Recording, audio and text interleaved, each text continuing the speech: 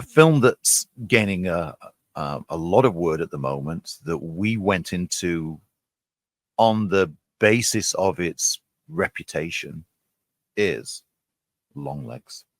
Directed by Osgood Perkins, who I didn't know at the time is the son of Anthony Perkins. Who is the son of Anthony Perkins, and in fact played the young Norman in one of the Psycho sequels. So has a family history to horror. The story is fairly straightforward. If you've seen this kind of thing before, think Silence of the Lambs. A young and up-and-coming FBI agent, played by Maika Monroe, who you remember from It Follows, is assigned to hunt down a serial killer with links perhaps to the occult and to her own past. Much has been made of this film's performance by Nicolas Cage. It's one of those films that is been wildly reviewed as being a great movie. However, here at the FilmFile, it didn't quite land for either of us. No. You'll have seen the posters for this with all the movie quotes from different reviewers of like the scariest horror film of our generation, or the biggest scares you'll ever have in a cinema, etc., etc., etc. Masterpiece.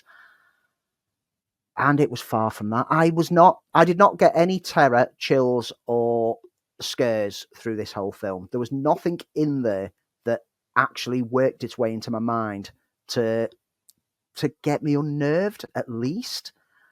Instead, it just kind of played out. To say that at the end of this film, Lee turned round to me and looked at me cautiously, because he's always worried when we both worry when we're going to give our initial reactions at the end of the film. That's why we tend to not tell each other what we think of the film until we come to record. But he had the look on his face that he needed to express something, and he just said, I hated every minute of that. And I didn't hate every minute of it, but I didn't enjoy every minute of it.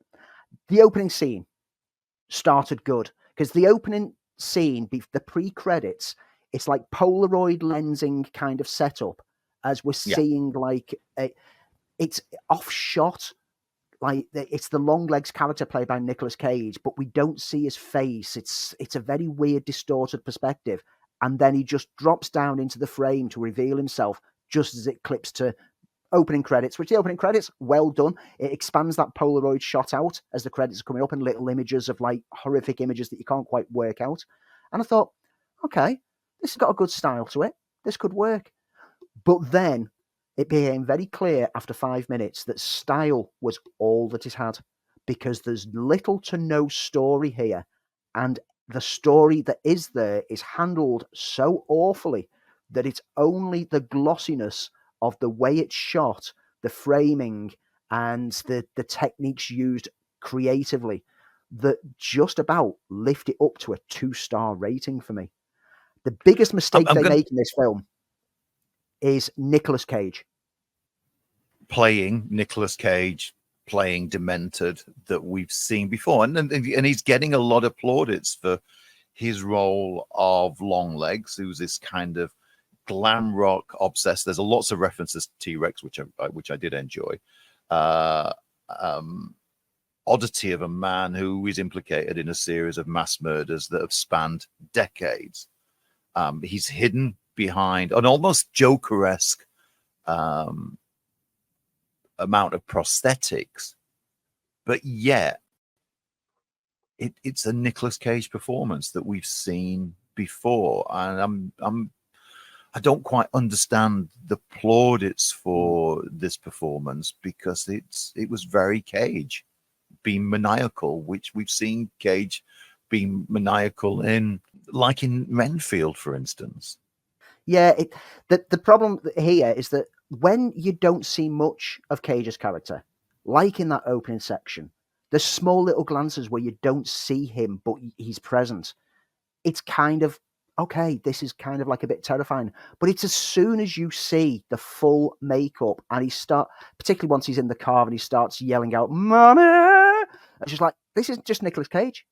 This has broken the character now. The character is no longer a horrific character. This is just Nicolas Cage overacting like he always does. And that damaged it pretty early on in the film.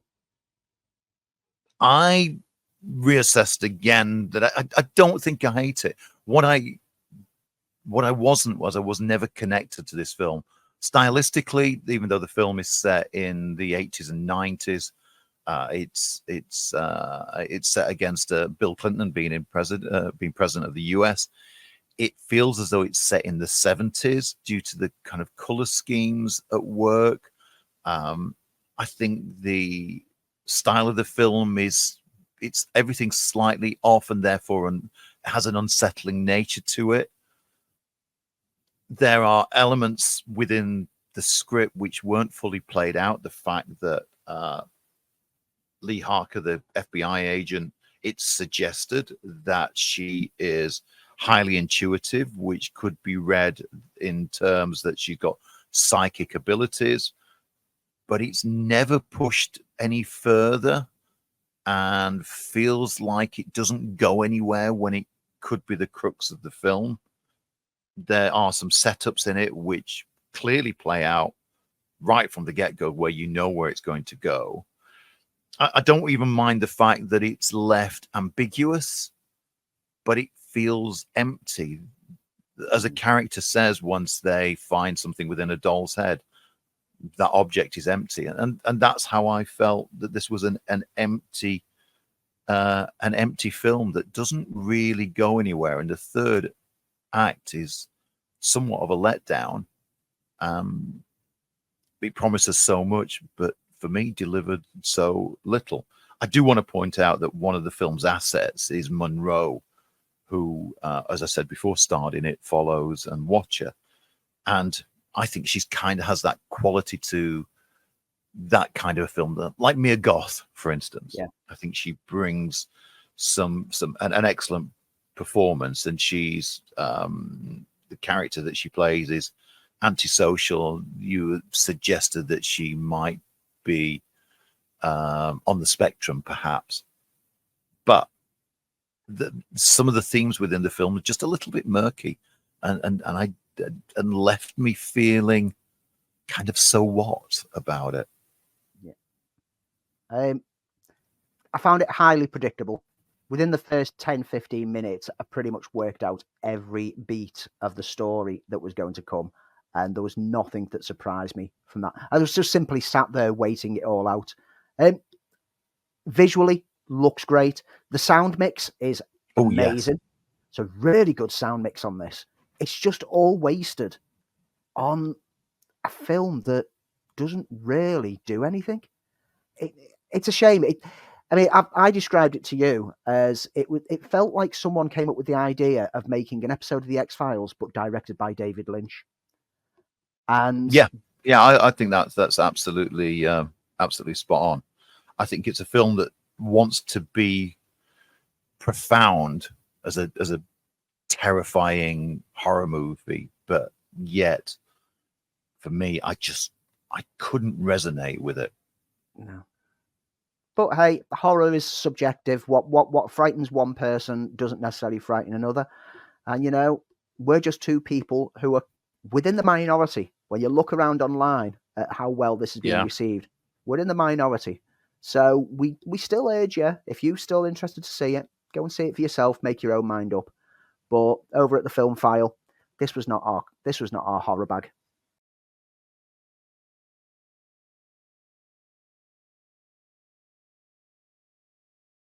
I'm going to sum up before I start here, because if you aren't a fan of Blur, then this film isn't for you. And so it's unlikely that this review will do much to convince you to watch it. However, if you are a fan, even if only of some of their material, then their latest documentary, looking at their lives, will have a lot of appeal. For someone like me who's followed the band ever since Leisure released and has stuck with them through the years, getting excited when they reformed sporadically over the past 2 decades, and lapping up each and every evolving album that they produced, well, this is just perfection. Filmed during the recent revival of Blur, this film catches up with Damon, Alex, Graham, and Dave as they record their latest album, The Ballad of Darren, and prepare for a new tour that will include their first ever performance at Wembley. The pinnacle of the dreams that the band had back in their early days. With the guys in their 50s now, they reflect on the journey they've been on, from the brash us against the world Britpop era as showcased in their first documentary Star-Shaped, to their splits over the years, the pressures of fame, and their mellower life now. The reunion of the band, as seen on screen, is a chance to show that the rumours of their time apart being down to hating each other are all actually far from the truth. Yes, there's been clashes over the years, but they see themselves as a family. And as with all families, they have their ups and they have their downs. But what does come over clearly in this documentary is not only how much they care for each other, but how creative they all are when they regroup. Even after years apart with barely any conversation, they just gel so perfectly as creatives, and their personal friendships are the ones that will stay with them forever. There's a lot of raw emotion on display here, with Albarn in particular so far matured from his brash early years. He's now glimpsed here in one scene visibly weeping at the deeply personal lyrics that form tracks on their latest album. His mastery of songwriting has evolved so much over the decades, and nobody can deny how much the music means to him. A visit to the school where he and Graham first met, seeing the music room named after the pair, and offering to help fund so that more youngsters can find their creativity, is a heartwarming connection to where they all began. They may all now live, ironically, in big houses in the country, something that is referenced within the film, but they certainly still have that raw humbleness of their origins on display. Blur, to the end, climaxes with their Wembley gig, and it also suggests that while there are no immediate plans for future materials for the band, as we've come to expect, we should never say never, as if Albarn gets an idea for the next step in their journey, the four of them will unite once more to create magic again. It may be to the end, but this is certainly not the end.